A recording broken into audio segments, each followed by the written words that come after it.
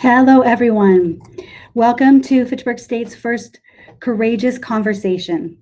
I want to start by acknowledging that Fitchburg State is a community of learners whose campus sits on the traditional homelands of the peoples of the Pennacook, Nipmuc, and the Wabanaki Confederacy.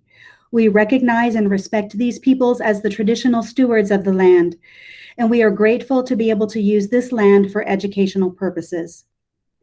I also wanted to let everyone know that we are recording this so that we may go back and hear the conversation firsthand as we plan our path forward.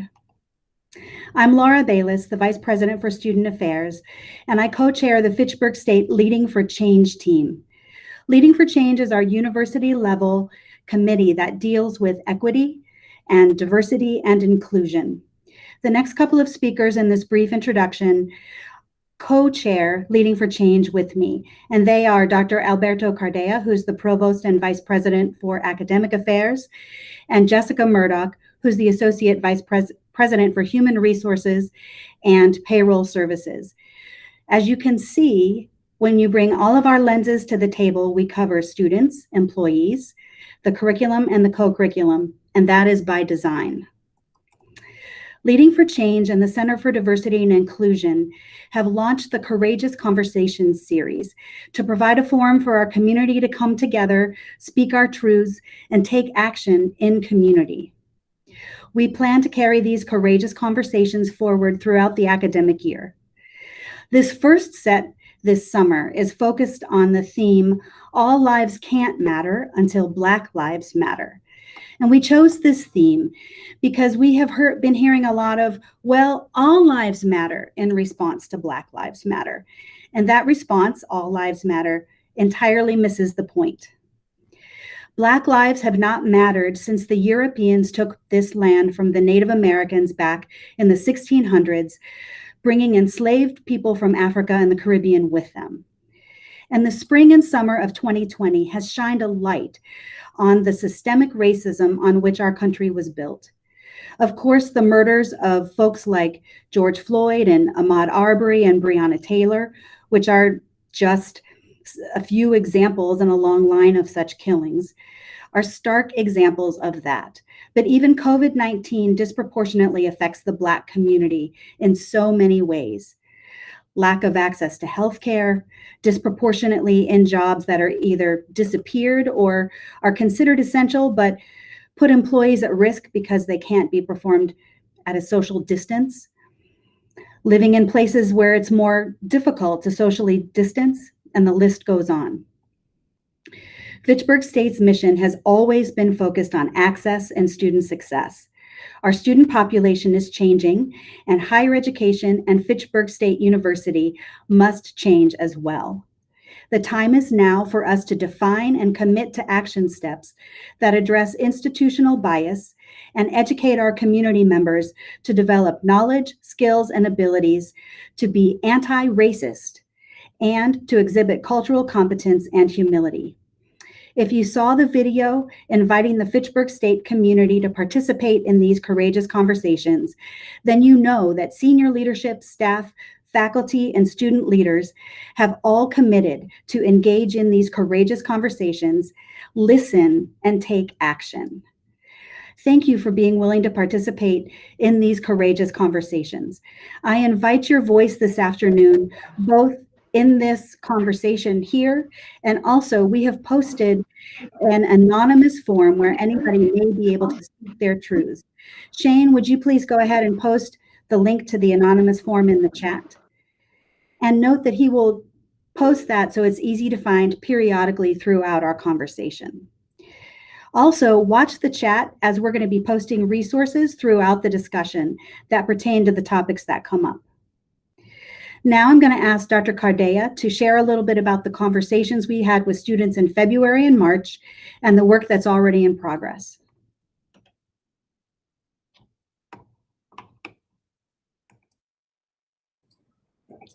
Thank you, Dr. Bayless, and thank you to all for your courageous participation in the discussion that we'll shortly begin to have. My name is Alberto Cardey, and I'm the Provost and Vice President for Academic Affairs, and one of the co-chairs for the Leading for Change group, as Dr. Bayless mentioned. We understand that there are no sufficient changes and progress that we could talk about today that could make okay what has been happening in our country or on this land, as Dr. Bayless mentioned, for the last 500 years. And as an institution, we have made movements and steps forward that I may be so bold as to call as progress. But I will admit, I think as all of us will, that they are still inadequate for the challenges that we face as an institution, but more importantly, by the challenges that our students and our faculty of color face on a daily basis. These are insufficient changes, but they were necessary changes. And we will now continue to work on making not only the necessary, but the sufficient changes as we move forward, not only as now over the summer, but when we return in the fall, and when we begin to implement our strategic plan.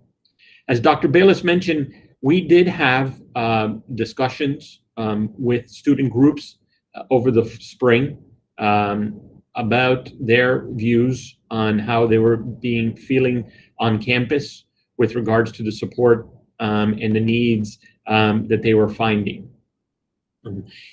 And I will return to those in a second. However, I want to also mention that we had been having these discussions for the semester before that, and even the semester before that, with students, but also with faculty and staff in that last academic year and after the one the year before, we started to discuss the issues and the findings of a campus climate survey that had been carried out, which we, by the way, had already planned to relaunch this fall. And we hope to use those findings to continue to grow these courageous conversations, and more importantly, courageous actions that we have to take. We did have those listening sessions with the students groups, mainly the Black Student Union and LASO. And as a result of those, we were able to, we were informed of clearly some things that we were already aware of, but they were important to discuss, and others that we were not. A lot of it had to do with the need to continue to strengthen the programs available, and that mainly around the Center for Diversity and Inclusion. And over the next few weeks, we will be presenting some specific and concrete actions that we'll be taking, but this includes further attention and resources made available to make the center a more vibrant and a more supportive structure, so that students can make the change that they see is necessary. Other things and other initiatives that have been going on for a while now was the formation and the continual implementation of programming by the Leading for Change group that we will continue to embrace, and that we plan to invite student leaders more actively into that group. We will continue with our education and training of employees and students, which were things that we continue to do. But again, once again, we will make them more available.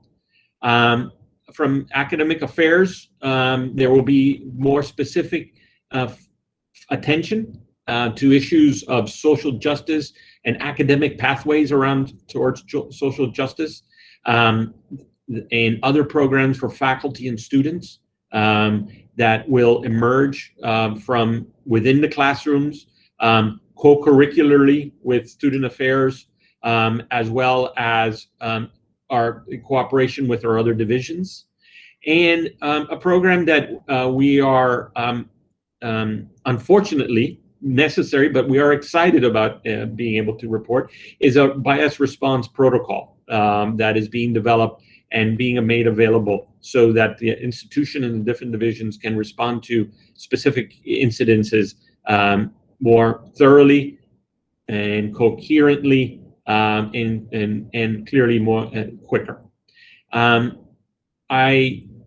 As I said before, we understand that these are not enough, and these are very broad, 30,000 foot, but we recognize that today is not the day to talk about these things. Today is the day to continue the conversation and to listen so that we can make these into a robust plan, which we do commit to making available over the next few weeks. I once again thank you for your participation, and I look forward to the discussion. So now I'd like to introduce the Associate Vice President, Jess Murdoch. So good afternoon, everyone, and I'm really pleased to be here. And I want to thank both my colleagues, Laura and Alberto, for bringing this forward and really sponsoring and activating kind of these courageous conversations with our student union.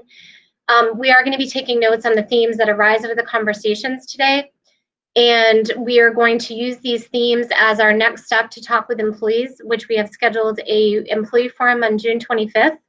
And we're going to share this information about progress that we're making on the themes and use the information to inform a very short-term action plan that will form part of the implementation of our new 2025 strategic plan and the Commonwealth's agenda, equity agenda. I just want to thank everyone for participating today. And we're very excited to continue to have these conversations and to learn and accept the values that we can do better here at the university. And I will hand it back over to Dr. Bayless. Thank you very much. And I actually am going to turn it over to Crystal Laneke from the Black Student Union, who I think is the first representative from BSU, who will be making a few remarks. And then I am going to bow out of the facilitator role and just be here actively listening and taking notes. And if there's a question or something I can help with, I will participate. But the rest of my lens is just listening and taking notes. Crystal.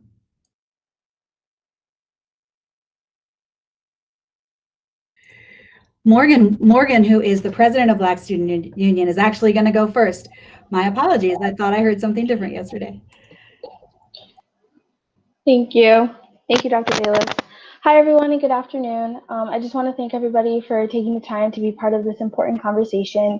For those of you that do not know, my name is Morgan Manko, and as said before, I'm the current president of Black Student Union. For those of you who are not familiar, Black Student Union, or BSU, is a student-led organization on campus that serves to foster student development at Fitchburg State University. We welcome all students of different backgrounds and races to come and celebrate and appreciate Black culture, history, lifestyles, and provide events on campus that reflect these types of celebrations.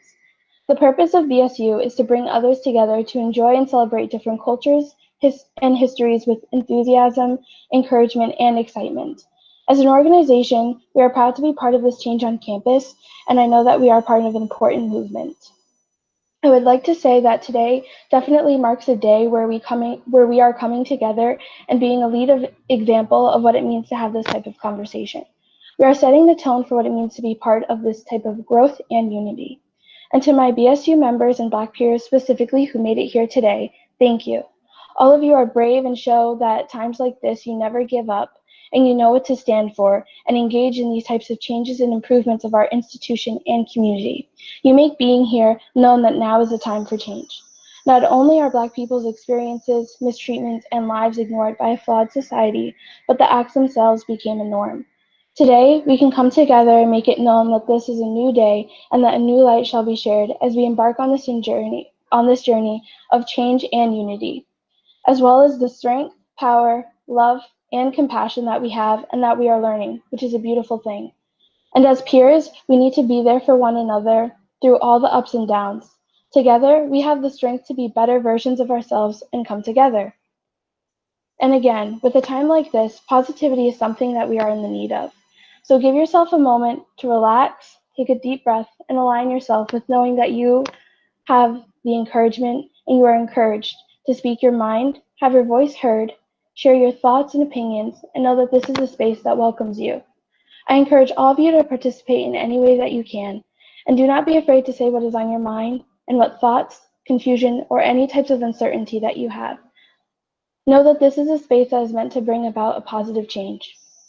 And again, today is an amazing opportunity that as an organization and community that we can learn, listen, understand, educate, and share, as well as become allies, friends, and even family. This conversation is courageous, and it is meaningful, and it is most definitely important. Again, today will be a start of something new and bring a spark of light at a time where there is darkness.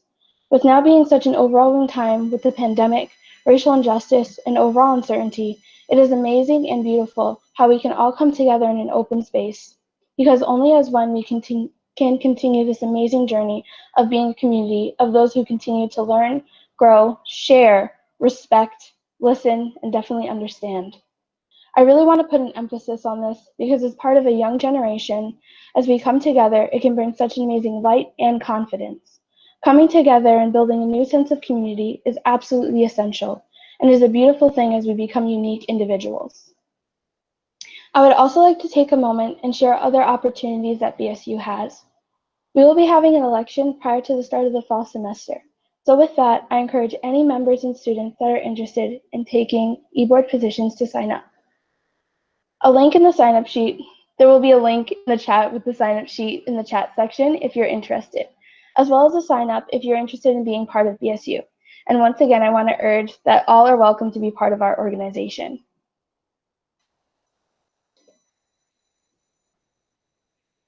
I would like to hand this over to Crystal Haneke, our Vice President. Thank you, Morgan. So hello, everybody. As Morgan said, I am currently the interim vice president of the Black Student Union, and I'm also the interim student trustee on the board of trustees at FSU. For starters, I want to thank all of you for being here because enough is enough. In the wake of what's occurring, it's not okay to sit back obliviously. The injustices that people of color experience on a day-to-day basis is not just a Black issue, but a human rights issue. Systematic racism is real. The generational effects of this structure is rooted in the foundations of America. It's even recognizable in our own institution that we suffer from the effects of systematic racism in this country. I urge you all to be aware. I urge you all to speak up, and I urge you all to learn. As students, we must speak up now because it is our future that's being crafted. I don't know about y'all, but I am tired of the wrong people crafting it for me. So I sit here today to portray to you that your voice matters. It matters in the classroom when fellow peers make racist remarks. It matters at parties and events when our peers make racist jokes. And it matters when a Black person is viciously attacked by police officers for simply just being Black. Your voice matters, Black Lives Matters. This is a pivotal moment in history, and I want you to know where you stand because in a racist society, it is not enough to be non-racist. We must be anti-racist. And I truly hope you all decide to stand on the right side of history. Thank you, and hope to have a healthy discussion. And I'm going to pass it back to Morgan. Thank you, Crystal.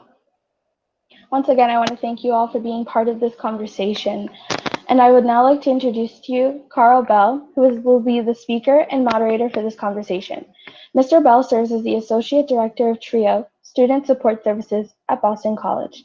He is also a third-year PhD student in the Higher Education program at the University of Massachusetts, Boston. His research interests center on the socialization of Black male doctoral students and the effects of race on educational outcomes.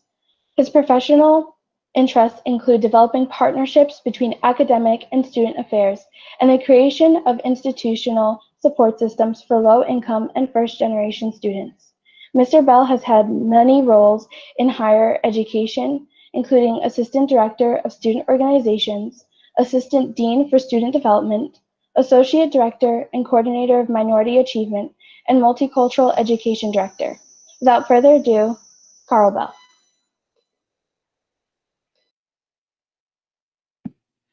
Good afternoon, everyone. It's such a pleasure to be here with all of you.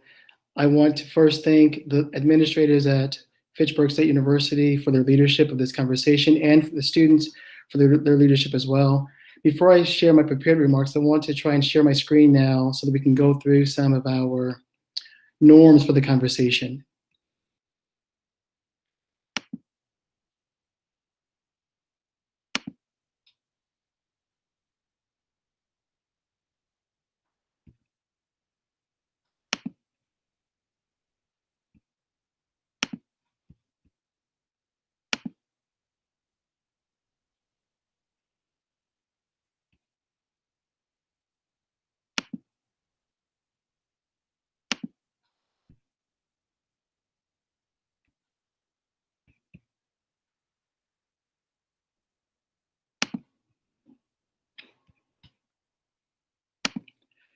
So the first piece in this courageous conversation is simply try on. Practice releasing judgment. It is not okay to judge yourself or others. Be curious. Simply notice. Be attentive both to your words and actions and the words and actions of others. Second, it's okay to disagree with ideas, but not people. A tendency in the dominant culture is to personalize mistakes and disagreements. A wrong idea does not make the person wrong. We need to understand that. We should practice also openness to others and their ideas, even when we disagree. We need to avoid shaming and blaming both others and ourselves. Check our defensiveness, our self-righteousness at the door. Allowing for difference is a practice and a value that we promote and uphold. It's important also that we respect confidentiality. Another story will forever remain their story, even after you've heard it. Be mindful that you do not own the stories that you hear. Always ask permission to reference someone else's story or their experience. Refrain from referencing stories that you don't own. And remember, sharing your story today does not obligate you to share it repeatedly or require you to explain any part or point in the future. Practice self-awareness. Use I statements. This helps us practice multiplicity. Each of us has a unique experience to share. You are also free not to share your experience, especially when doing so will re-traumatize you. While this is a courageous space, it's also a space for healing. Next, be aware of intention versus impact. Sometimes what we say will be felt differently than your intent. Sometimes what you hear will affect you in a way that it was not meant. Begin with an understanding that we are all sharing from a place of courage and goodwill, with an intent to deepen our understanding and appreciation of others, not to divide. 7, it's okay not to have known. Racial justice is transformational work, and it can be very difficult as well. None of us has all the answers. We're here to learn and to grow. Next, know when to step forward and when to step back.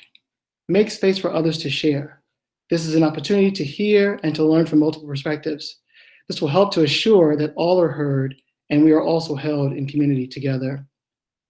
Practice self-care. This is essential for resilience and to give room and space for others to do the same for themselves. Listen to understand, not simply to respond. We are in a learning environment. Listening for understanding is essential to learning and to understanding. Be guided by our collective values. Fitchburg State University is a community of leaders and learners who share common goals and values. Be guided by these goals. Be guided by these values as you engage in this courageous conversation. And then lastly, it's an honor to be in this space this afternoon, and we must respect the space and each other and the opportunity that we've been presented with.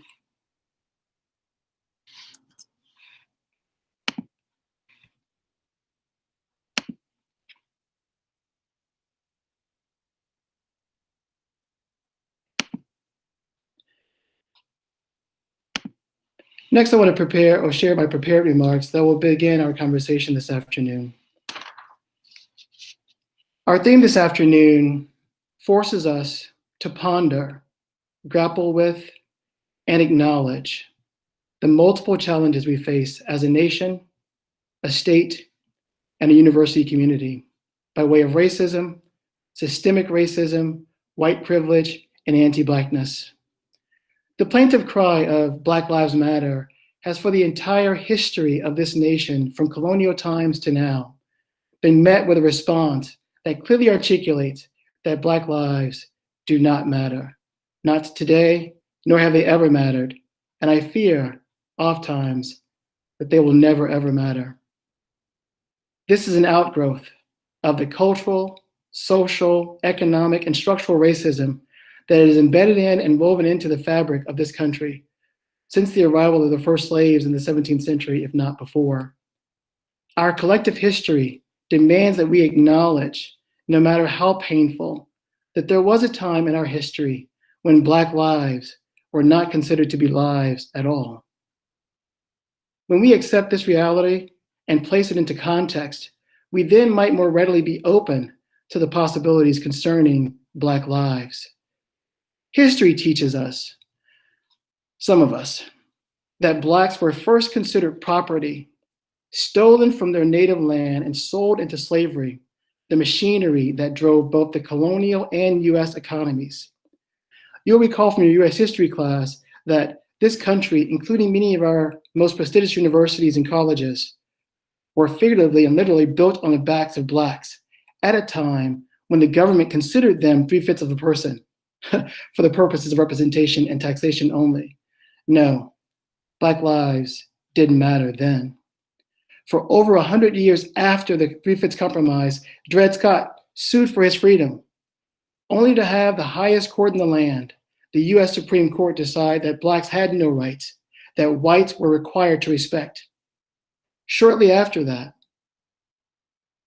the same court ruled that Black lives didn't matter if it meant requiring whites to share the same rail car as Blacks. The Plessy v. Ferguson decision solidified and ushered in Jim Crow segregation, prompting W.E.B. Du Bois, one of the most brilliant Black scholars of his time, to posit that the problem of the 20th century would be the problem of the color line. Du Bois understood quite well that Black lives didn't matter, yet he called on the country to recognize the humanity of Blacks. His call was met with a resounding no. Nearly 125 years later, we arrive at Fitchburg State University, staring at a problem that has plagued this country and the Black community for well over 400 years, the problem of the color line. It's given us Jim Crow segregation, unequal distribution of benefits of the GI Bill following World War II, redlining and mortgage lending, and the lynching of Blacks as a spectator sport, which prompted Billie Holiday in 1954 to write, "Southern trees bear a strange fruit. Blood on the leaves and blood at the root. Black bodies swinging in the southern breeze. Strange fruit hanging from the poplar trees." The color line has shaped the country and continues to do so to this day.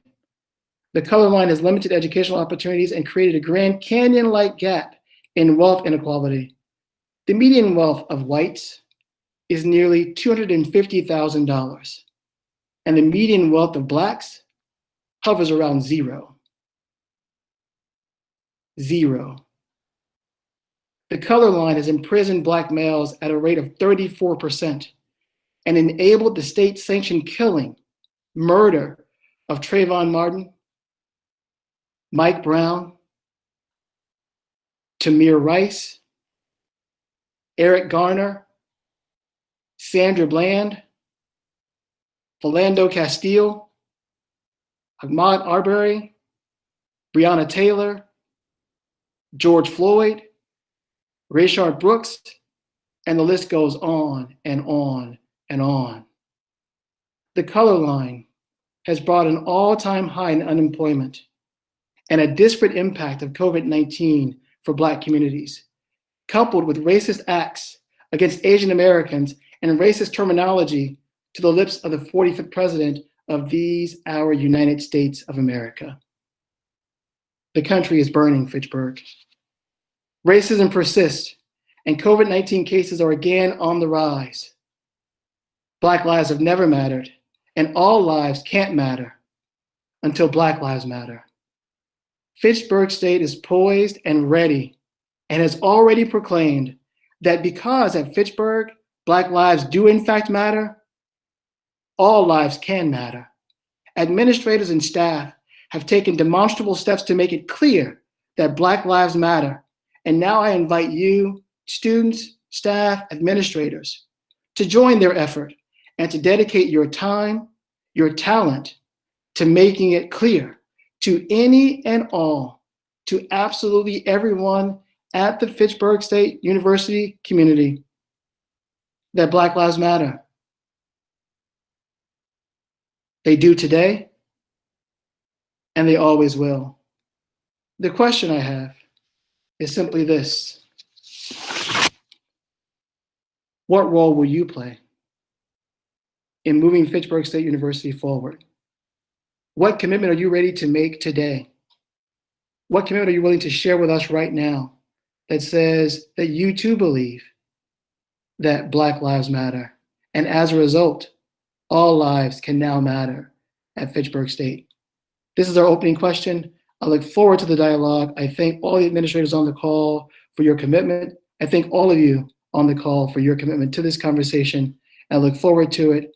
And with that, I'll open the floor for your comments. Thank you.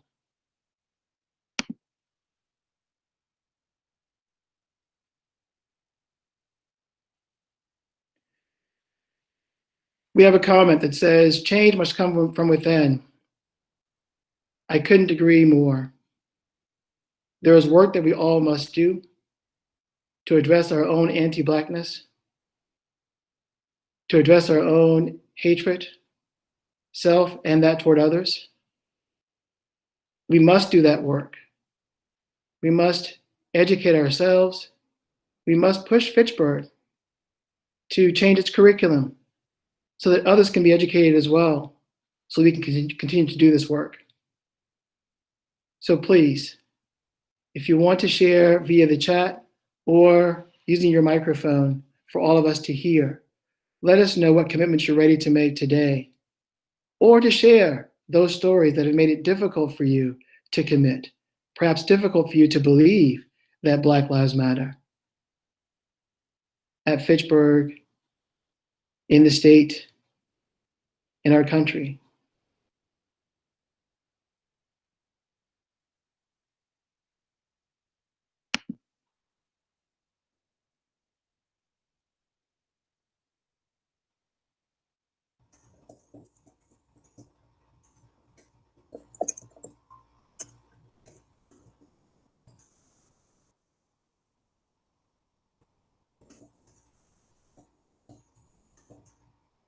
We've heard already from Dr. Bayless and others that the university has made a commitment, that the university started this work nearly a year ago, if not longer, and has demonstrated its commitment to all lives at Fitchburg State, with specific emphasis on Black lives at Fitchburg State.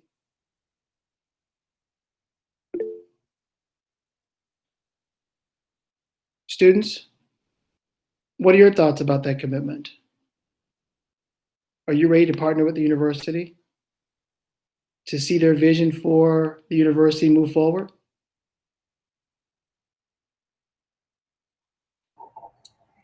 I think that I am ready to see changes within the school community because I am a student of color and I've dealt with racism in that school. And I think the first thing that the school needs to do, we need more representation because when it comes to students of colors, we want to talk to people who can understand us, people who look like us. For example, in the counseling services, that would be a great change to bring more diversity to student affairs, because for a lot of us, like reporting racism and discrimination is very hard for us because for me, I think that in order to talk to somebody, it has to be a person of color that can take it serious or understand me. I think that's the first step that the school needs to do.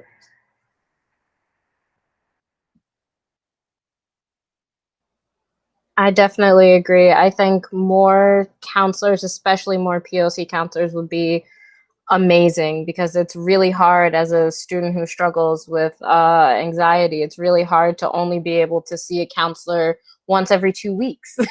And that's a little rough. And as a film major, our film curriculum is so white. No one has talked about Spike Lee. No one has talked about Hattie McDaniel. No one's talked about the Lincoln Picture Company, which was the first filmmaking distribution center that was run by all Black people. Like, we just don't get that kind of education, and I think that's really sad. So I would love to see a change in curriculum, and just, you know, just having, even if it's just a general studies kind of thing, so people can realize that Black and brown people aren't just here to take as the modern narrative wants to portray us as we're doing. We've contributed so much to this country. So I would just love to have that education for everyone. Frederick Douglass is well known for saying, power concedes nothing without a demand. And so forgive me in advance if I frame what I'm hearing on the call this afternoon as a demand to the faculty, as a demand to the curriculum, as a demand to senior administrators. But what I'm hearing is an ask, if you will, for greater representation in the curriculum and of the staff at Fitchburg as relates to people and the curriculum. And so as we take notes, as we detail the conversation, we've heard already 3 or 4 very clear asks of our students around what they're willing to do to partner with the university to improve the university both for themselves and for others.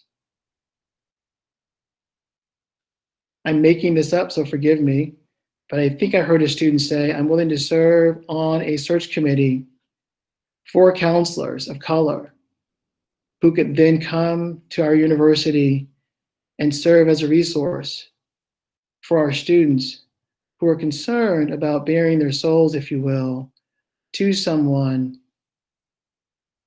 who at present is white. I might be a bit more comfortable if I could talk with a person of color who I presume understands my experience or who has experienced what I'm experiencing now at Fitchburg. I heard also a call for a change in the curriculum, specifically in the film studies area, to incorporate some Black and brown voices into the curriculum as a way of moving forward, as a way of demonstrating our commitment to Black Lives Matter. Please, others.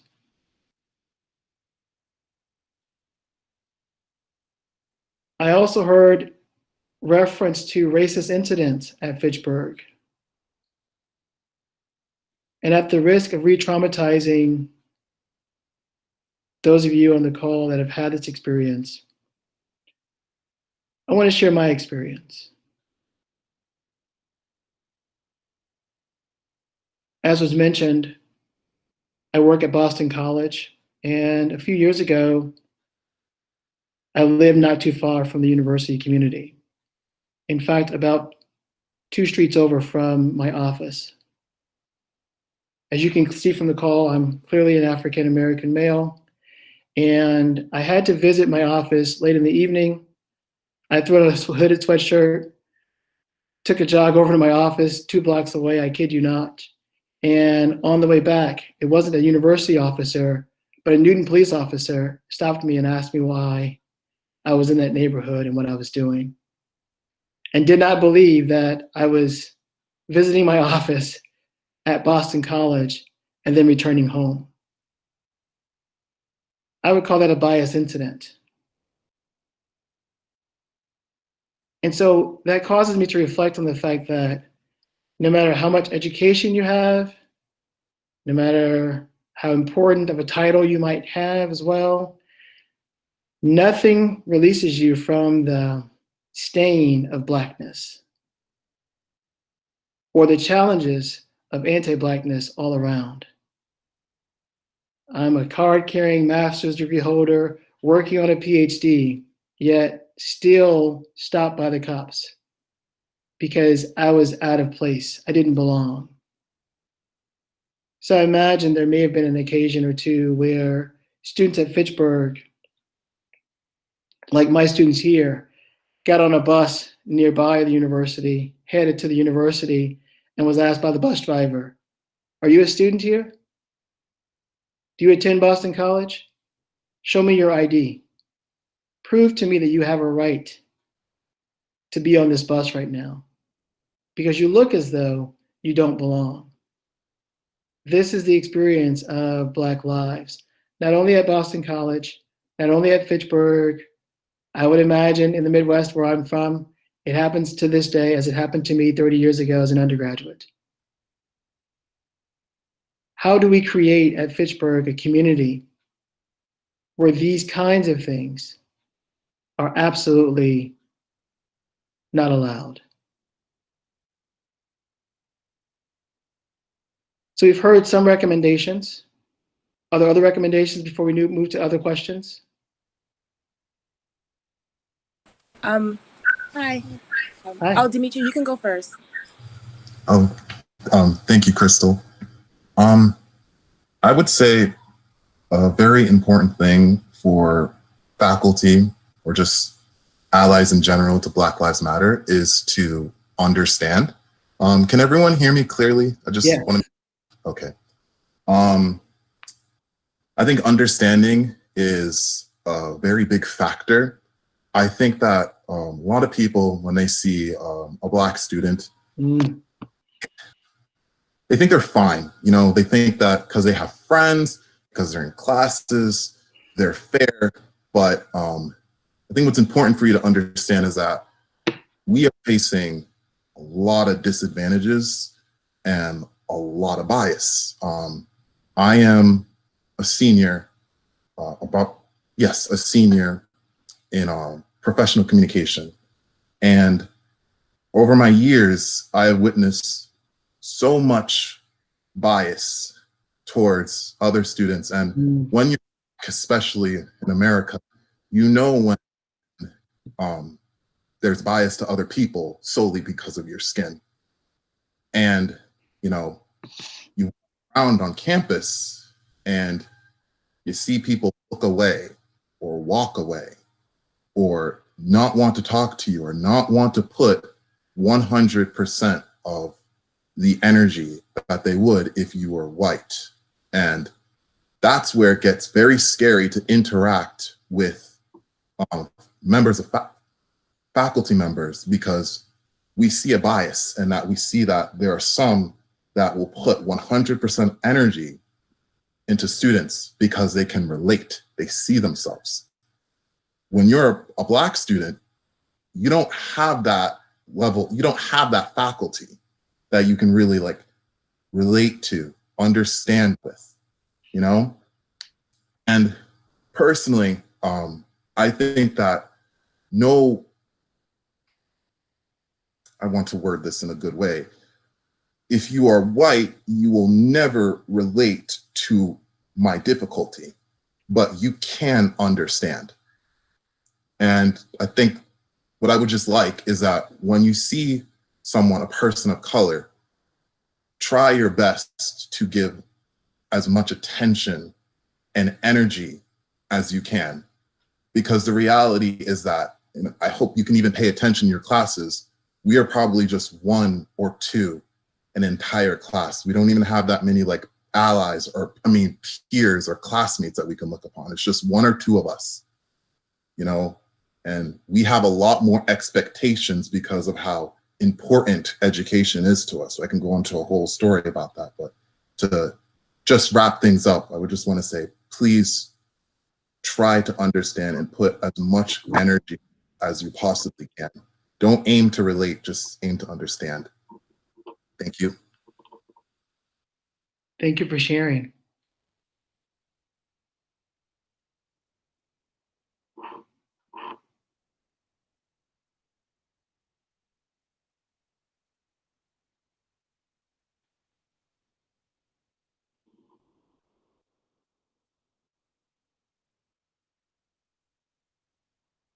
Are there others that want to share about your experience at the university.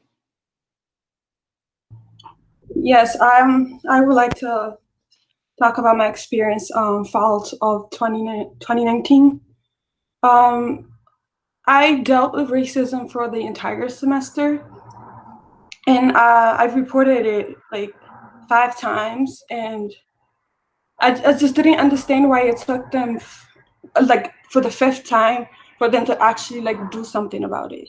Like when I first reported it, I just wanted people to believe me and like care about it, because for it wasn't until the end of the semester that they actually did something, because I just felt hopeless. I just felt like there was no one there to help me. So it was just that I had to take that semester off, because it was just, I'm sorry, this is a very sensitive topic, because I grew up in Africa where everyone is like the same.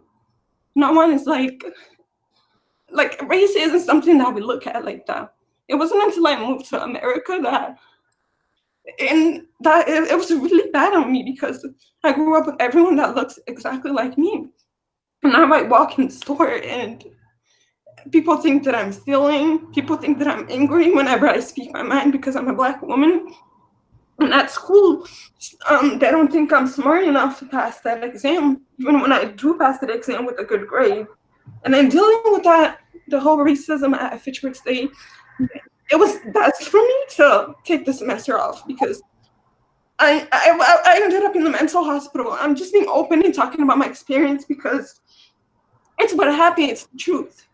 And I think white people don't understand that how it affects us mentally and emotionally.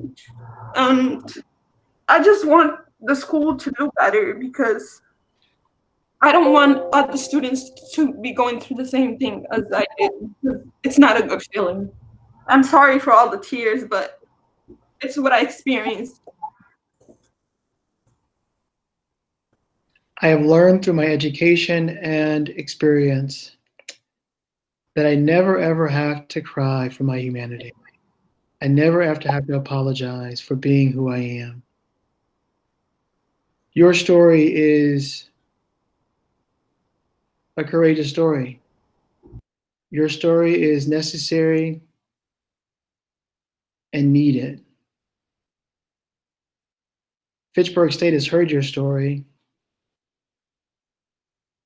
and now we're prepared to take action on your story. We're changing the norms, we're changing the values, we're changing our approach. Everything is on the table. And so the fact that we have 3 senior vice presidents on the call who have now heard your story and who are prepared to make a commitment to you and every student that comes after you by way of what your experience will be at Fitchburg State is in and of itself amazing. And as a representative of them at this point in our conversation, I've talked with several of them, and I know for a fact that what I'm saying now is true. It's true for you, it's true for your fellow students, and it's true for students that are being now recruited to Fitchburg, because we're changing the community. We're changing the climate at Fitchburg, and we need you to help us to change it. And it will only happen through your sustained commitment to change and the commitment of your peers, the faculty, administrators, and others. And believe you me when I say it, we're moving in the right direction. Let me go back to the first question for just a moment. As we think about beyond sharing your story, which is rich with pain, rich with sorrow, rich with hurt, and yet rich with promise. How might you partner with us to move forward in a way that says very clearly, Black Lives Matter? I'm a bit quirky, so I'll share my story as you think about how you might partner. In our planning calls, I love all my ideas. I had a brilliant idea. Brand it in the colors of Fitchburg State. Computer stickers that have Fitchburg State University on the outside rim, and in the middle, Black Lives Matter. And when we return in the fall, and I've heard from a pretty good source that we are returning in the fall, everyone gets a sticker that affirms Black Lives Matter. So even if you don't speak to me, I can see the sticker on your backpack. I can see the sticker on the book that you're carrying and know that you were otherwise engaged. I tell you, I had a very difficult time coming to Boston from the Midwest. In the Midwest, everybody spoke to every stranger they encountered. I grew up in Missouri. It was hello, hello, hello.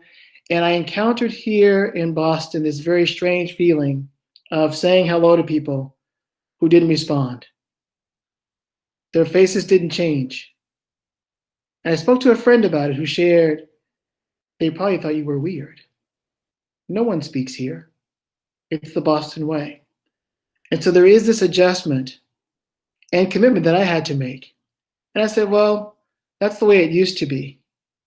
That's the way it always had been. But now that I'm here, I'm bringing the Midwest to Massachusetts. So here I am 15 years later, still speaking to everyone, still holding doors. And it takes the unselfish act of one person to model, whether you speak back or not, I'm going to speak to you. And you can bank on the fact that when you see me walking across campus, here comes that crazy black guy who's going to speak to me. And at some point, you'll watch it happen. The quizzical looks will turn to hi, and then a hello, and then a conversation. And this is the work. And perhaps we have a campaign at Fitchburg that says, good morning, good afternoon, good night. It's that old poem, all I ever needed to know I learned in kindergarten. And now here we are at Fitchburg State University, and we've forgotten a lot of that because systemic racism and life has just beaten us down. We've learned not to trust people or to think ill of them before we even meet them. And we have to unlearn that. That's that self-work that we have to do. Before we call upon Fitchburg to change really anything, we have to unlearn so much of the anti-Blackness that we've learned throughout our entire history. My good friend is at your campus. She's a phenomenal scholar, and you all are very fortunate to have her, and Melissa Alves. She's heard me say it 1,000 times. Oppression as education. Education in this country has masqueraded for many years, in my opinion, as oppression. The fact that children are still learning today that Christopher Columbus discovered America, the fact that we still celebrate Columbus Day in the fall, that's a problem. It's not enough to speak out with your friends and family about Christopher Columbus. This is the point that Crystal made. We now need you to write your legislature, to say to the governor, to say to the president of the university, well, no, we may have in Massachusetts Columbus Day, but as Dr. Bayless shared, Fitchburg State sits on Native land. So who better to celebrate Native Peoples Day than Fitchburg? Is that a commitment that we can make? I know we've made many commitments, but students, you're hearing the conversation, you're engaging in the conversation, and you're hearing us call on our university to make some changes that we know they can make. In educator speak, in academic speak, in administrator speak, we call that low-hanging fruit. This is fruit that a 5-year-old could reach up and pluck. It's ripe for the plucking. This should not be an opportunity that we miss at Fitchburg. And then what happens? You become a model for your friends down the road here in Boston who still celebrate Columbus Day. It only takes one. You'll recall, if we could shift for a bit, when BU announced very early on that they weren't coming back in the fall semester, the entire country was abuzz. Oh, First University announces that they're not returning in the fall semester. Now, of course, it turned out not to be the truth, right? Or not to be the case. They've since shifted, but that was the buzz. The same could be the case at Fitchburg when you decide, no, we won't have on our academic calendar Columbus Day weekend in October. We will have Native American Peoples Day weekend. Or go so far as to use the name of the tribe whose lands your university sits and name that day for those peoples to say, we remember. Although our education has tried to wash that history out of us, we remember, and we're going to tell others. Students, what do you remember? What do you want to tell us? What commitments are you ready to make with your university to make your university better? That very difficult step of making it better for not yourself, but for those that will come after you.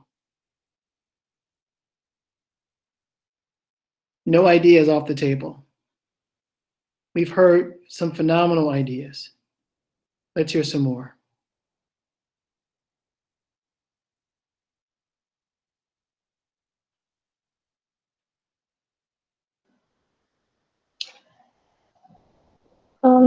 So just to go off of what's been said, I want to talk primarily in the sense of professor to student interaction as well. As mentioned before, I believe by Jordan, I'm also a film major, so there's a lot of like misrepresentation or none at all in the film industry or in our classes, and it doesn't reflect that at all. So I feel like with student to professor interaction, I feel like there should be some type of training that's mandatory or some type of developmental meetings in order to be able to be trained in cultural competence and unlearn these types of biases, and as well as make sure that they're being updated on the types of things that are changing within academia as well. I would feel like that should be top priority, to always challenge yourself as a professor as well, and make sure that you can represent what's going on in the field or in that specific major to what it is now. We have so many amazing people in the film, Black people in the film industry who have really shown light to Black film and media and everything like that, and we're still not hearing about it. We're not showcasing it or celebrating it. So I feel like by learning and undoing all these types of biases, you can open up a whole nother realm of things that for students to learn, and making sure that you're including them. Because if they're going to be part of the industry and there are people that are already part of it, then why leave them out?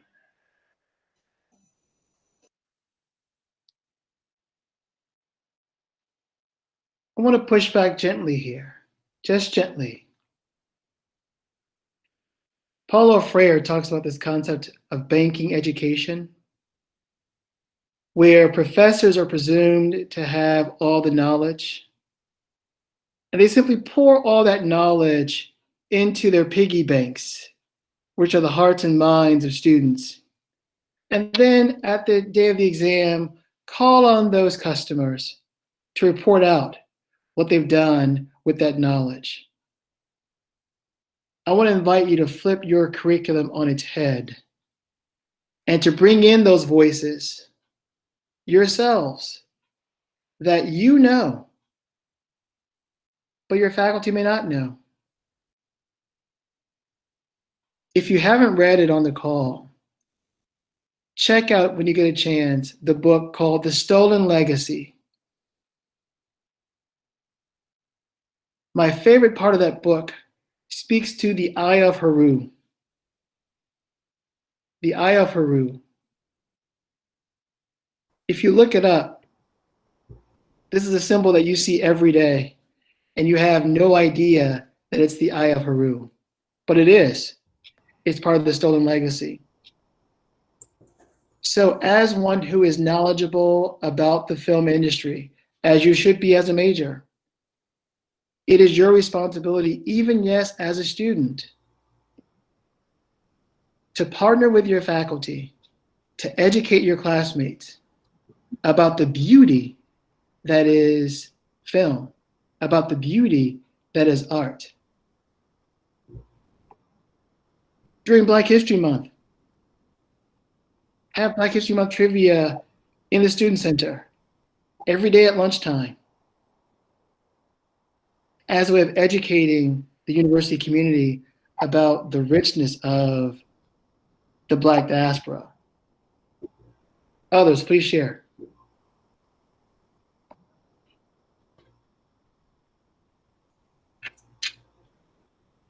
I want to talk about a course that I took at Fitchburg State, which I thought was one of the best courses I've taken those 4 years.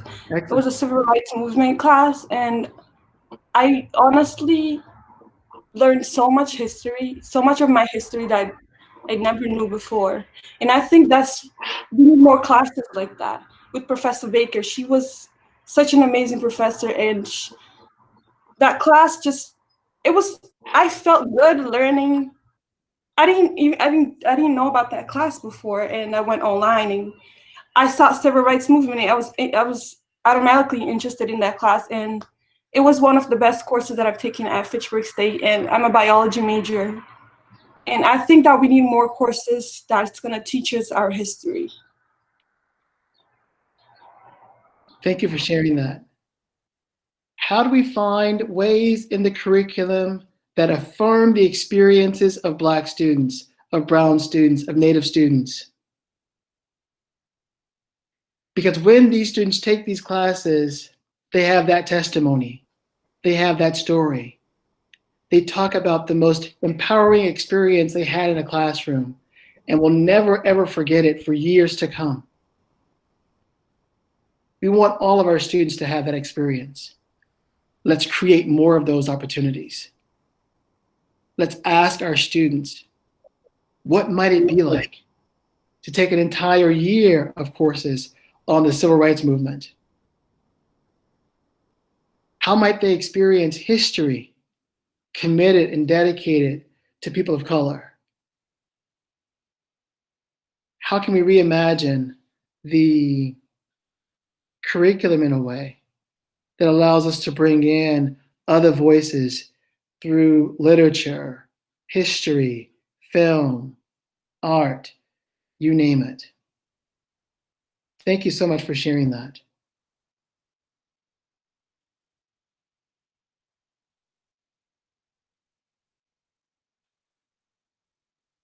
That class affirms that the Black experience matters.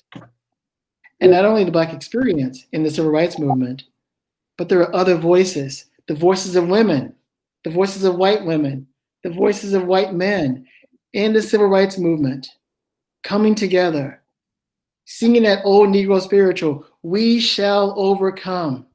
The hope of that movement, the promise of that movement. I would like to think that we're creating that, or that's being created right in front of our very eyes right now. Not just in the United States, but across the entire world. Folks are protesting and demanding for something different. And I want to pause and caution a bit, because our theme also challenges us to think about all lives.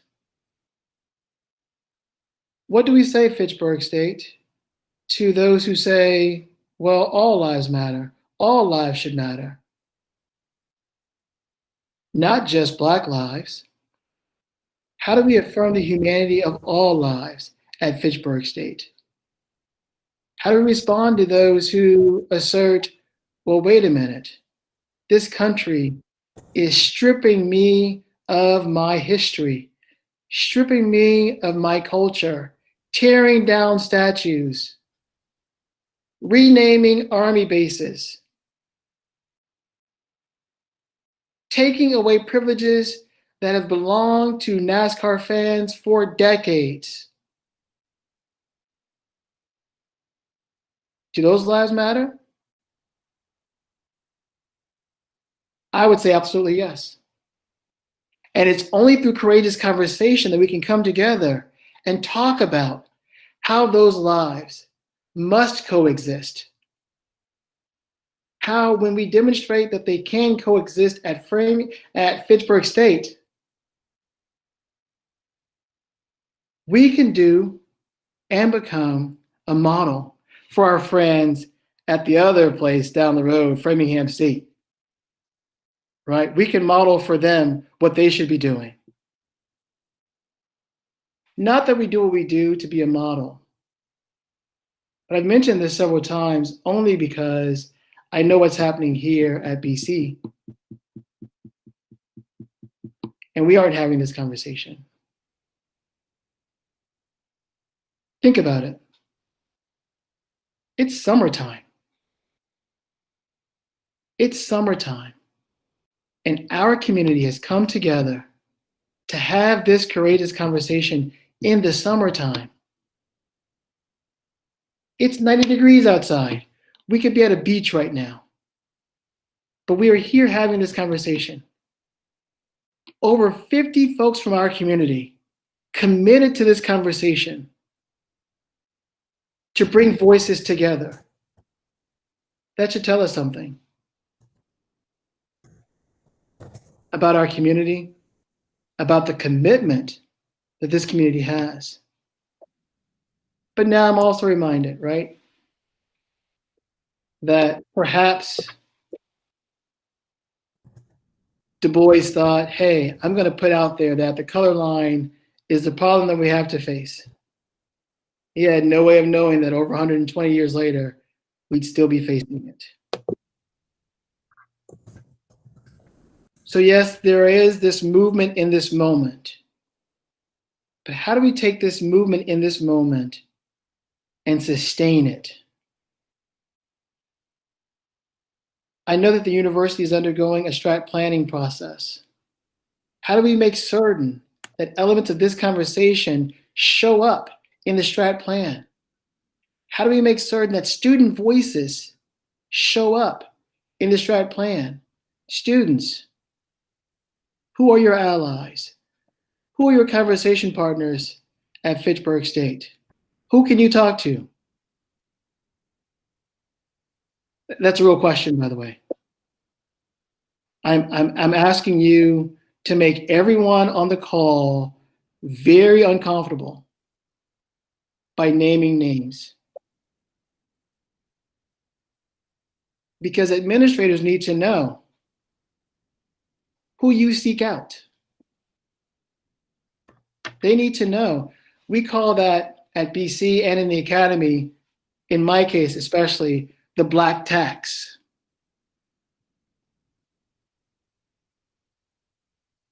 What members of our community are taking on the extraordinary burden of being a conversation partner with our students, of speaking with our students through these difficult times that they're sharing, of shouldering their pain as students share. And your fellow students also need to know who they can talk to.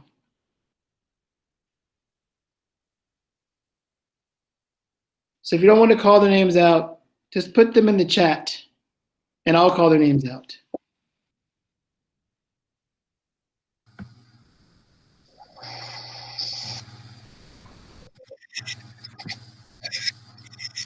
We heard earlier about Professor Baker, who teaches this phenomenal class. Hopefully Professor Baker is still there and is willing to teach this class every semester. Professor Baker, please teach this class every semester. Because students have reported they love your class. Yes. Also, I took African American Studies with Benjamin Railton, and that was one of the best classes I took as well. And these professors made me feel as if my life matters in the time where it didn't. And I think during like more classes like that needs to be in that school, so more just not just student of color, but more just all students in general need to take it and learn the history.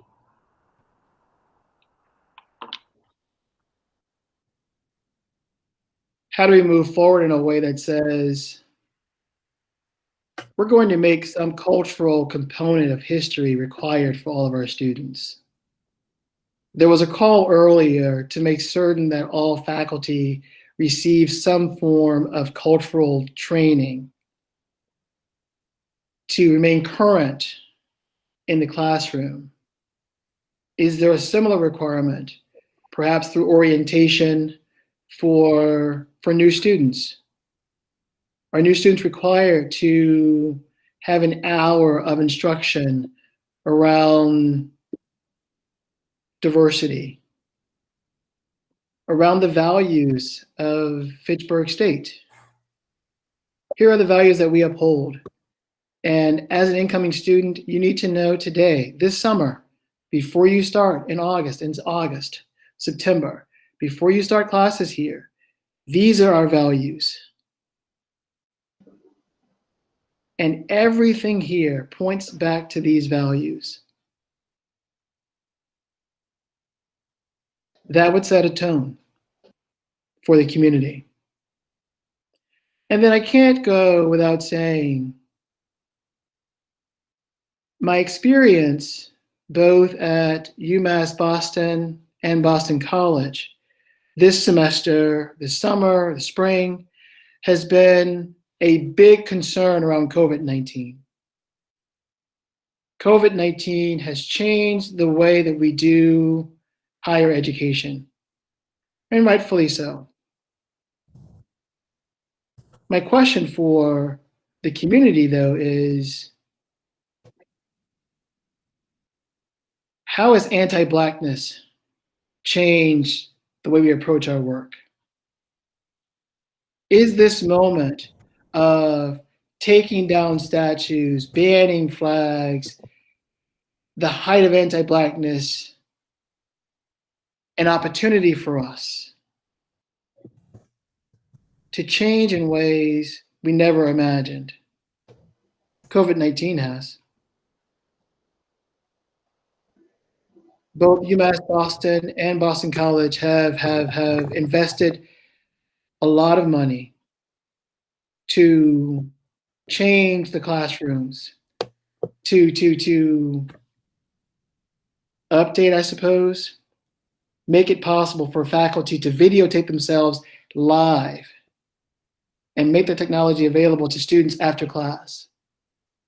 What kind of commitment are we willing to make at Fitchburg that's on par with our COVID-19 response? Every university across the country has a COVID-19 response. I would argue that many that I've heard of at least have an anti-Blackness response or an anti-racist response. Are we preparing? Every university wants to prepare students for social justice.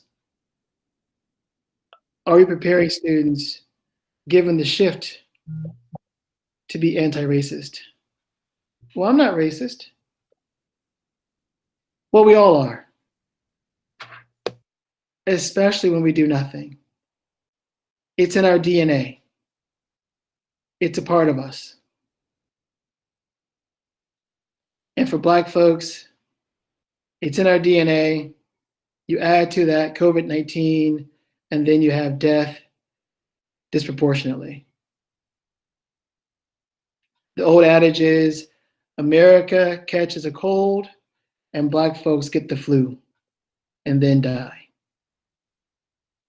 How are we protecting our Black students, our brown students? Are we ready to commit to having more folks of color, professionals of color, in our counseling services, in our health services, on our faculty, across the campus? These are tough decisions. Dr. Parkinson and I were talking earlier, and he mentioned that our,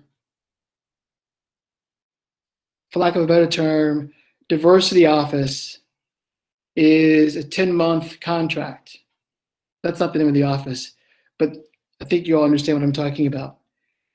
How do we, as a somewhat high-hanging fruit, find a donor, an alum, who's willing to give their treasure to support that center such that it can be staffed 12 months throughout the year with an endowed budget? I'm just dreaming. How do we go forward? I just want to add with that, that moving forward with things and instances like that is to also make sure that there's transparency and that students can exactly know what's going on and how these changes are being made. Because I feel like that's a big thing where no one knows what changes or acknowledgements are happening on campus and how they can get their voice heard. I'm glad for the students that are able to speak up and be here, but there are still many students who might not have that confidence or outreach to do so. And I think that goes with, again, as mentioned before, with building a community and what you mentioned with orientation and making sure that, you know, we set the tone of what kind of environment we want on campus. And it starts with the orientation leaders, what expectations we have for incoming students. Because I would say that coming in my freshman year, you know, the orientation leaders were really nice and they said that campus was really welcoming. And then day one starts and it was just a flip. It was totally different. It wasn't as welcoming. No one was really saying hi as you walk by, as they were stating before. So I think it really counts to also make sure that in those instances of changing staff or educating staff members and faculty and professors, that we encourage the students to be part of that and show that type of transparency, to know that they need to be included through all those types of steps as well, so then they can say and maybe reflect on themselves and know, oh, is there anything that I should do as an individual? You know, how can I be open? Because it's very awkward, especially I've heard this before and I experience it when we go into Home's dining hall and everyone's kind of separated and they, you know, sit with people that they usually, that look like them and everything like that, and there's not like a mesh. There's not anything that shows that there's integration of any sorts. So things like that, I feel like it also starts with being transparent and letting students know and making sure that they are comfortable. Because I will say, in planning all of this, you know, there are instances where I felt uncomfortable, didn't know how to speak up and say things on my own as well, you know. Thank you so much for sharing that. And I want to and Oh, say, sorry. please, Jordan, please. Thank you. I would also like something that's just in my perfect world, my perfect mind to see coming back for the fall would to be have every professor be like, hey, look, COVID is rough. I also understand that it has disproportionately affected our Black folks in here, so our Black and brown folks. So do we need to have a conversation about this? Because the first day is syllabus day. They're not really talking about anything anyway. I know how to read. I can read my own syllabus. Talk to me about the stuff that matters. And then I would love to have them be like, okay, well, here's some resources for other people who, if you don't feel comfortable talking to me, you can talk to. I would love to have the faculty have that conversation and be equipped for that conversation, kind of like right out the gate. We are a community of educators and learners. We includes all of us. We all have a responsibility. And so the last two speakers have laid out for us very clearly what we need to do. We need to, one, celebrate our success. Does the entire university know that we're having these courageous conversations? Have we inundated their emails with reminder after reminder after reminder? And for those 1,000 or so that aren't on the call right now, how will we share with them that they missed a great conversation, that they missed any number of action items going forward? And here they are. Here are the ideas that were raised during our courageous conversation. And then we all can hold ourselves accountable. I mentioned earlier in the call that I'm from Missouri. Missouri has the best motto in the world for me. It's the show me state.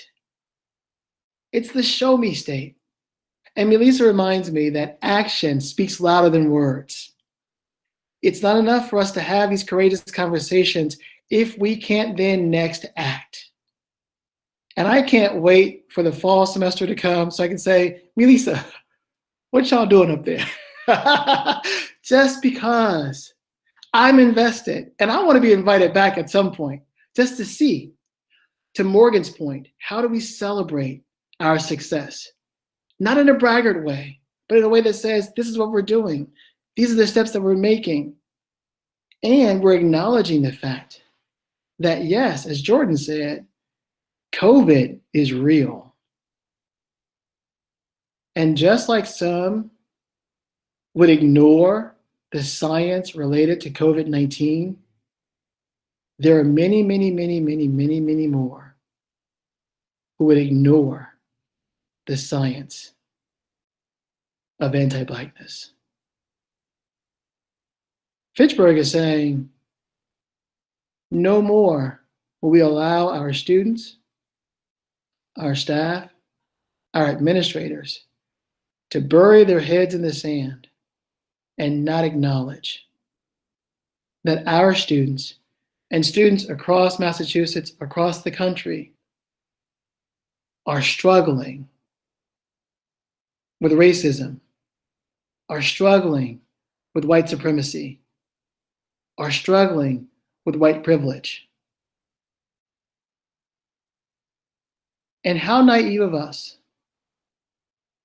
to expect that they wouldn't. This is real. Whether you are 18 coming to college or 80 applauding the fact that your great-grandchild is going to college. Racism has been with us forever. My studies tell me that it's endemic to society, meaning it's going to be here forever. So how do we fight? How do we move forward in a way that says, well, we may not make a difference for everybody, but we'll make a difference at Fitchburg. I do actually have a question to kind of like help answer that one. My thing also would be with strategically knowing how to combat those things, it's also hearing from the other side. So I guess my question is for like students on here, either allies or here to listen as well, like what ways that you want to learn and can best comprehend as well, so then we make sure that, you know, we're not hitting walls or anything like that, like we can actually reach out to those students as well. Because there were things that I didn't even know when posting on like social media or anything. Like some of my friends were like, oh, I'm an ally, like I've been protesting, I've been educating my family. And it's like, I didn't even know that. Like, you know, and I want it to also be clear to students that who are consider themselves as allies and do educate themselves on a regular, to know that, hey, you know, we'd like to hear your voice too. We'd like to know that you're there, you know, so then it's like we're not alone or just like fighting the cause by ourselves as well. So I feel like trying to also implement it on that other spectrum would be really good. So then we're making sure that we're then and forth, you know, including everybody as well. I would like to add something. Morgan, what you said was very true. Personally, I believe that in order to make change in our campus, we definitely need the support of our faculty. I would like to especially emphasize our white faculty, in that we need you all to definitely step up when it comes with being allies. When you see that Black Student Union or CDI in general is hosting an event or hosting a conversation, which I would assume would be very common during the school year, that I would really hope that you would advocate, and not to sound like a broken record, but again, educate.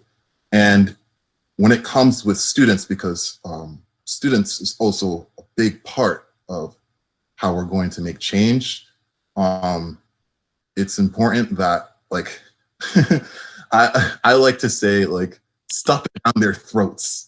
of how important Black Lives Matters is, in terms of like, make sure that they know that you are a professor that does not tolerate this, and then you can kind of weed out like who really is an ally and who needs to become one. But that's all I have to say.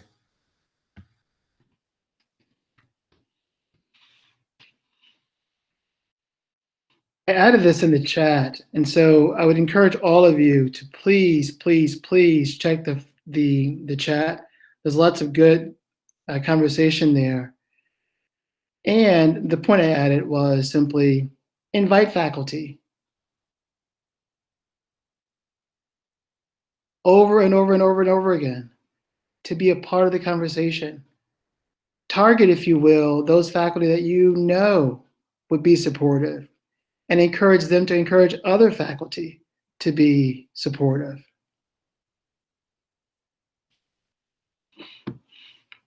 Other thoughts, please.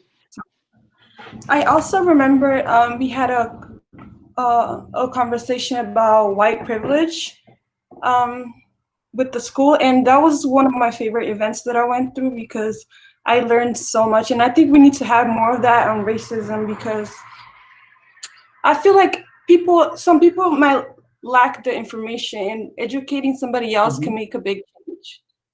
And we need to have more openly conversation like this about racism in the school.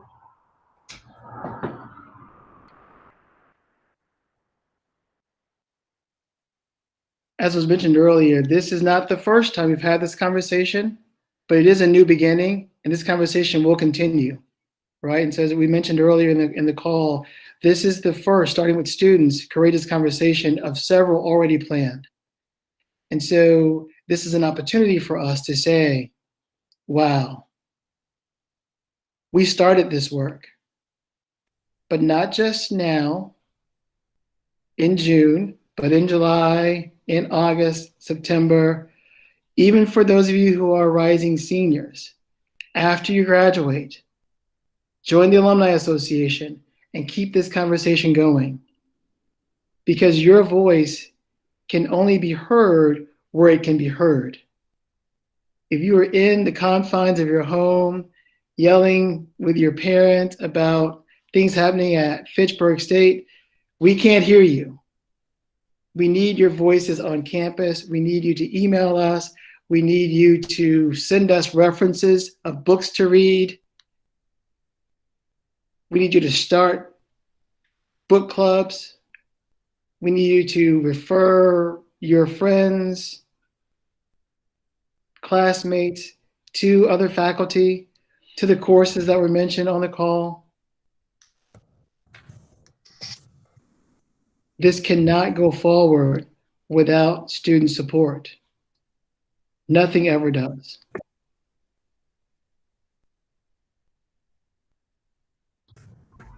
Another thing with literature courses, I think that we need to learn more about Black authors, because I feel like the whole 4 years I've only learned about white authors and never stories about Black authors. I think that would be a very good change. So I want to push us or encourage us to develop our own curriculum. This is a bit of a challenge, but it's a challenge that I think we're up to. And it's simply this. As you read Black authors,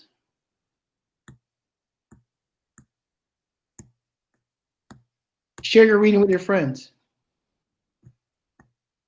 As you experience phenomenal faculty, tell your friends about those phenomenal faculty. When you have a courageous conversation with a faculty ally, share that with your friend. Don't keep that knowledge to yourself.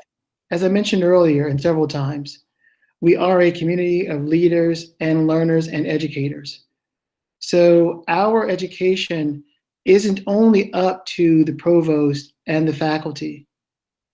We must take on the burden, if you will, of educating ourselves about ourselves And who better to do so than us? So perhaps in your communication, BSU, you send out every week, every month, a reading list. You profile faculty and you ask them about their recommendations. What should we be reading as students? Who should we be reading, right? Faculty are brilliant, right? They are experts in their area. They know practically all there is to know about that area. And where you find a gap, maybe they missed it in their PhD program, but you can bring it to them now because they too are committed to lifelong learning.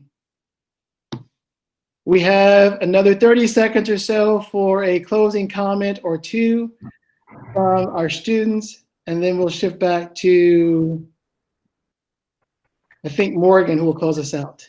Okay. Okay. Oh my God, you guys hear me now? Yes. OMG. Okay. Wow. I just switched over to my phone a long time ago. All right. The one thing I really wanted to emphasize and say, Morgan can also close that as well, was that I really want to urge professors and administrations to really, really challenge, racist ideas. I'm not saying the individual, I'm not saying the people, but the ideas. Because a lot of people who should be here, we all know, are probably not on this call. And it's going to be the people that I have classes with, people that other students of color have classes with. And being a student who also, dabbles into the criminal justice sphere a lot and took a lot of CJ classes, I have classes with people who say, he deserved to die if he wasn't sagging his pants, if he wasn't, buying cigarettes. And it's like, no, the problem is him being Black. That's simple enough. And in my classes, when I hear people make these comments and make these reactions, and I just see my professor just saying, next thing on the agenda is, I'm just like what? You're not challenging these ideas, and then you're just letting ignorance prevail. So I really just want, even faculty, even people who may not have students in their classes, really, really challenge them on the way they think. Because in order to educate them, you must challenge them. And you must, and even if it makes them uncomfortable, maybe reach out to them at the end of class. But hey, so you said this in class. I want to reach out and see, how can I help you, grow your knowledge, and how can I help you see in a different light? Because a lot of times when people say stuff like that in class, which my other peers mentioned, it is offensive, and it does make us feel like our voices aren't being heard when we don't have the support backing us up. Because I do not feel like students should be the one in class defending themselves, on why, being Black isn't like a bad thing, or we're inferior to people. Like, I don't see that should be the role of a student. So I really, emphasizing that faculty and administration really help us with that. And I'm looking forward to seeing that, in the future in my classes and things of that nature.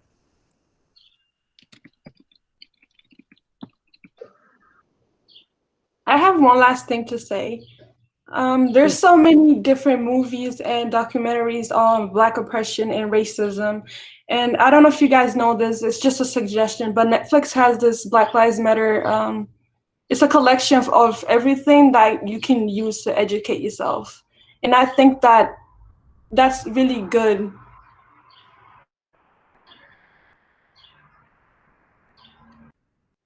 Thank you for sharing that, and it's really true. There are passive programs that we can participate in that can really explode our understanding of these issues. And so, as a last comment from me, let me just say again, thanks to the senior administrators for your commitment to this conversation at Fitchburg, and for the example that you're setting for all of us across the state. And also to the students. This work is never ending. The world that awaits post Fitchburg looks a lot like Fitchburg. So your challenge is to know and to understand how this society works in a way that you can dismantle anti-Blackness, that you can dismantle white supremacy, that you can dismantle racism. And what better place to learn how to do that than at Fitchburg State, where you all are prone to FSU. With that, I will turn it back to Morgan. And again, thanks to all of you for joining this call. This is critically important, critically vital work that you're doing. And I appreciate the fact that you've given me this opportunity to share this conversation with you. And I'm going to try and find my way to other conversations that you're having as an observer. Dr. Bayless, perhaps I can be your understudy and you can allow me to be a part of these conversations going forward. Thanks again to Dr. Hank, to Morgan, to Melissa, to Crystal, to all of you for being here, to Mr. Medley, I'm naming names now and I shouldn't, but to all of you who are on the committee and helped us to put this together. I really appreciate it. Morgan, take it away. Thank you, Carl. And again, I want to stress that this is the type of momentum that I can say I love to see, and I hope all of you see, and to definitely keep it going, and to know that this, again, is only the start. And there's a lot of work to be done, but it's really meaningful work. It is work that has needed to be done and is past due, so it's really important that we really learn from today and make those strides and keep going and educating ourselves and moving forward and setting the tone for what community is to us at FSU and even beyond that, because again, here at FSU we are here as individuals to learn and grow and be ready for the real world. And if we want to be those types of changers and movers in the real world, it definitely starts here within our own community, challenging our peers, our faculty, our staff, and even ourselves. So again, I want to thank everybody for coming today and speaking, and especially to the students who are sharing their stories. You all are so very brave and courageous, and I really want to thank you all for doing that. It takes a lot of courage, and I'm very proud as president to hear your stories and to know that you felt comfortable in this space to share that. So, and I want to thank the planning committee and those that we've worked with. You guys have worked very hard and trying to make this conversation what it is today, and it definitely was amazing. Thank you.